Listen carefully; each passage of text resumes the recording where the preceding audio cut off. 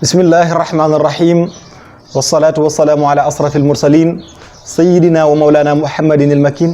wa ala alihi wa sahbihi qulil mayamin wa man tabiahum bi imanin wa islamin wa ihsanin ila yawmi din rabbi srah li sadri wa yassir li amri wa ahlul uqdatan min lisani yafqahu qawli saddid lisani nawwir janani saffi amani wa sid baraay mbokk yi asalaamu aleykum wa rahmatullahi taala wa barakatuhu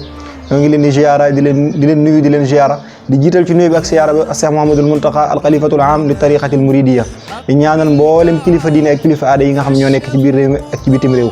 di ñaanal mboolem di ziyaara ci noonu la ñuy ziyaare mboolem yi nga xamee ne ñi ngi ñuy bàyyi xel saa su nekk ci seen chaîne bii di Fathul Mannan TV kon xam ngeen ne ni ñu leen ko waxe woon ni ñu leen ko digge woon ne dinañ ànd ak yéen ci biir weeru koor wi ci ay émission yu am solo ci seen émission waxtaanu koor noonu rek xam ngeen ne ku ne xam na ne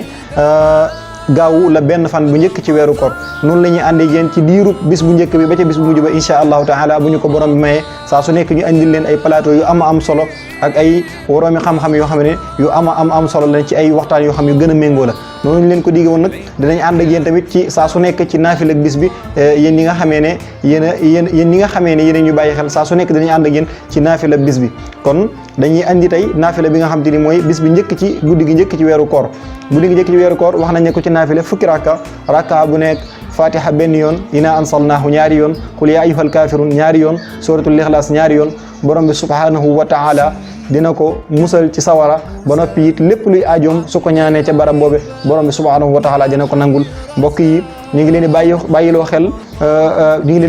bàyyiloo xel seen wax émission bii di waxtaanu koor dinañ fi indi ay thèmes yoo xam yu gën a méngoo la yu am solo képp koo xamee ne am na loo bëgg a laaj ci li jëm ci waa sa mbir lu jëm ci mbir mu aju ci wàllu koor incha allahu taala boo yónnee sab laaj ci émission yi ci numéro yi nga xam moom lañ affiché ci suuf incha allahu taala dinañ ci tontu nam gën a méngoo incha allahu taala ñoo ngi leen di jaajëfal mbokk yi nga xam ñoo jàpp ci yëf yi ba yëpp yemb wasalaamu aleykum wa rahmatullahi taala wa barakatuhu jërë ngeen jëf